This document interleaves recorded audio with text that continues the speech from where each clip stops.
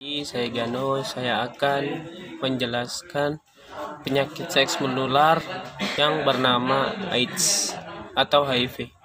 HIV itu menyebabkan AIDS.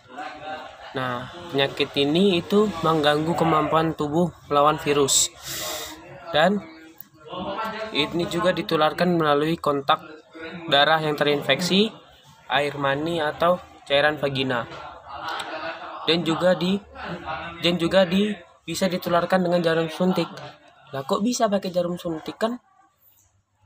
Kan ini Kan AIDS itu kan penyakit seks. Nah, di dalam suntikan itu terdapat kan suntikan masuk ke darah. Nah, darah itu akan menempel di suntik itu. Nah, di suntik itu ya darah yang terkandung dalam suntikan itu kan kita tidak tahu itu darah bersih atau kotor atau ada penyakitnya. Nah, jika tidak segera dibuang atau misalnya kita dipakai lagi, maka memakai kedua itu akan terkena penyakitnya. Begitu. Dan juga gejalanya itu yang umum itu flu, demam, sakit tenggorokan, dan kelelahan. Itu dapat terjadi. Kemudian penyakit ini biasanya tanpa gejala sampai berkembang menjadi AIDS. Berarti HIV dulu baru AIDS. AIDS itu penyakit parahnya. Gejala AIDS itu termasuk penurunan berat badan, demam atau berkeringat saat malam, kelelahan dan infeksi berulang.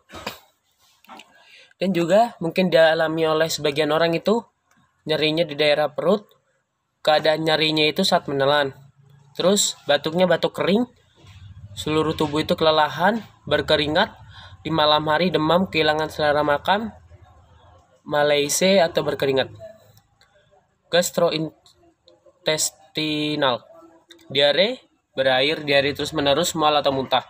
Tenggorokan, kesulitan menelan atau pegal.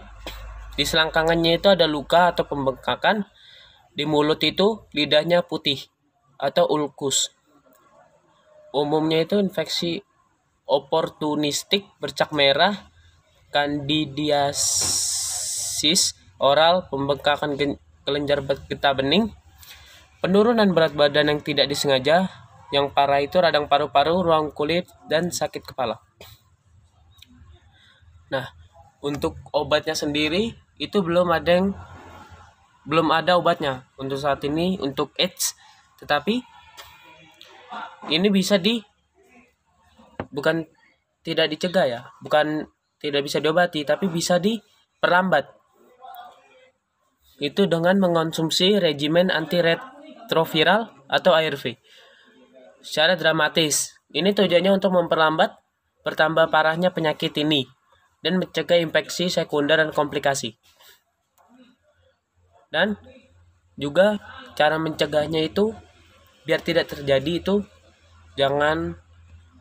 tidak boleh berganti-ganti pasangan, tidak boleh bercocok tanam dengan perempuan-perempuan lain. Jadinya kalau mau bercocok tanam sama satu perempuan aja, nggak usah sama yang lain, karena kita nggak tahu orang itu ada indikasi terkena AIDS atau tidak. Nah, terus lanjut itu memakai kondom saat berhubungan suami istri. Itu tadi kan, karena kan HIV dan AIDS ini kan ditularkan melalui air mani dan saluran vagina. Kan kalau misalnya bercocok tanam kan gini, kan? Nah, itu penyakitnya nanti secara otomatis itu ngikut ke dalam. Tuh.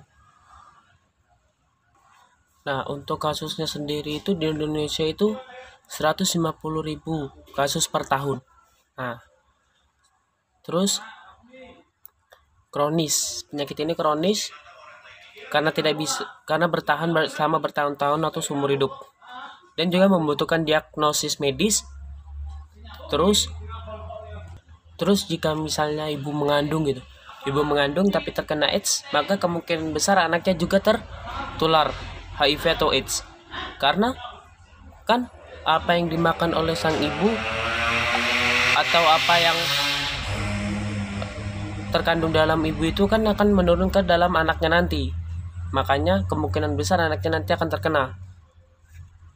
Dan juga yang saya bilang itu, saya sambung lagi, berhubungan seks itu oral, atau itulah tahu sendiri oral itu apa, dan lewat anal atau lewat bokong. Karena kan di dalam bokong itu kan saluran pembuangan ya, yang isinya tinja. Makanya di dalam itu banyak sekali penyakit. Jadinya sangat tidak dianjurkan untuk berhubungan badan lewat situ, lewat anal. Itu saja penjelasan dari saya. Jika ada kesalahan, mohon dimaafkan. Terima kasih. Selamat pagi.